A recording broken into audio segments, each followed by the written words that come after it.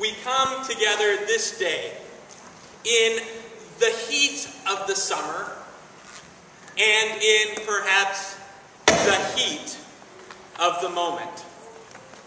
You see, today we are in this place in our country where there are people coming along, longing to see perhaps a miracle. A miracle that talks to God's abundance rather than having people simply shoot away and saying, there's not enough. Have them go elsewhere. Have them go take care of themselves. You see, we are at a place in our country where there are two primary political parties struggling to come together and to talk about what it means to live in a deep sense of community and what it means to live in a deep sense of abundance. Granted, there are a lot of tough choices for all of us to make. But what happens when it's rather about go and take care of yourself or go and look elsewhere rather than drawing people in, sitting down and having a real, honest, heartfelt conversation? What does it mean for us to look at a big table where the community gathers with words of welcome, with words of witness? Now, as we come to this place today, I would invite us to step back into this biblical story, this narrative that is before us.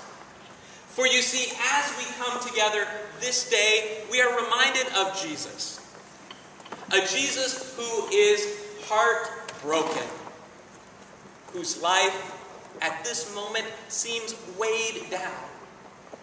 If we reflect back on what has led up to this feeding of the multitude, it's that Jesus, this incredible man, had gone home to be surrounded by family and friends, and he spoke a prophetic word. And do you know what happens? Jesus is pushed out to the precipice, to the place where the crowd is going to throw him over the ledge. Because he's been talking about the anointed of God and the promises to God's people, even those who look to be outsiders. There's Jesus. Perhaps feeling alone, abandoned, questioning. And as the days continue to tick along, something else happens. This one who has been so dear to him, a relative, perhaps a friend, a teacher to him, named John. We call him John the Baptist or John the Baptizer, more appropriately.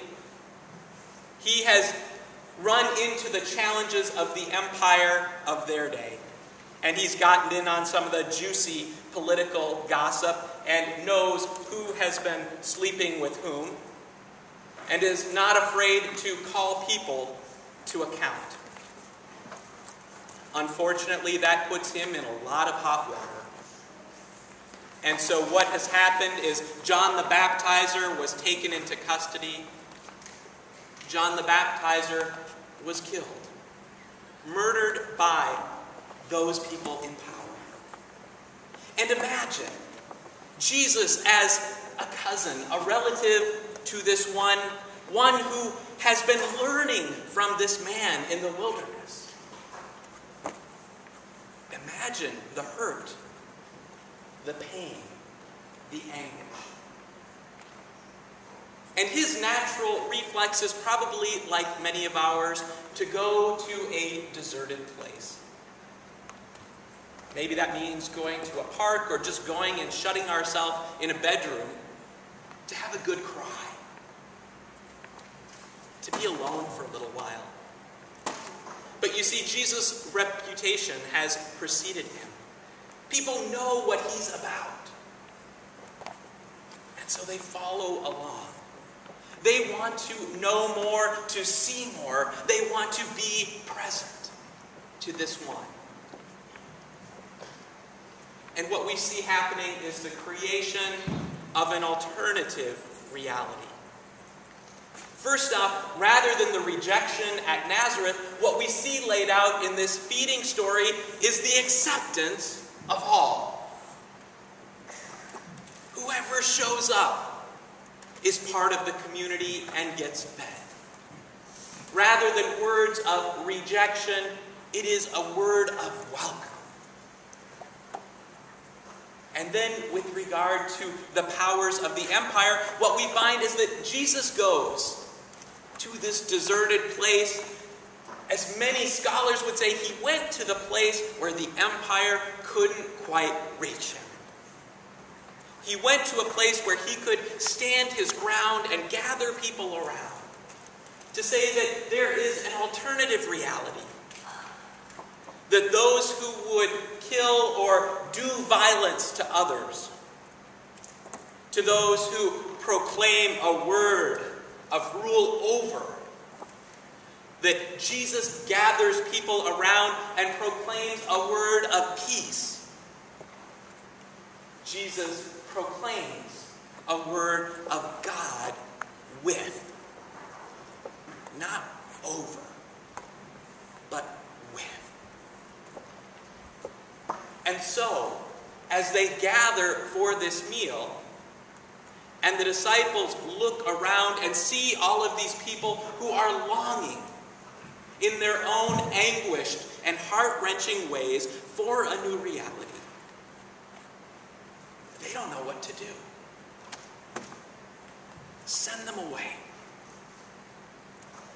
And Jesus counters them. He's experienced rejection. He's experienced being sent away. And he's saying, no, we're going to create a new way of being here and now. So he puts an end to that. Now today, we don't like to think that we would send people away, but if we have a whole multitude of folks that we are going to feed, we might set up a committee or a task force. And then we would have to think through the logistics. How many paper plates do we need? Or how many dishwashers? How much food would we have to have Pat plan for? Or how many appetizers would Damon need to prepare in his kitchen? How are we going to pretty it up? Right? Make it all work. And so that becomes our response oftentimes today, rather than just saying, come on in, sit down, welcome, have a bite to eat. We end up getting caught up in the logistics at times, rather than the words of welcome and God with.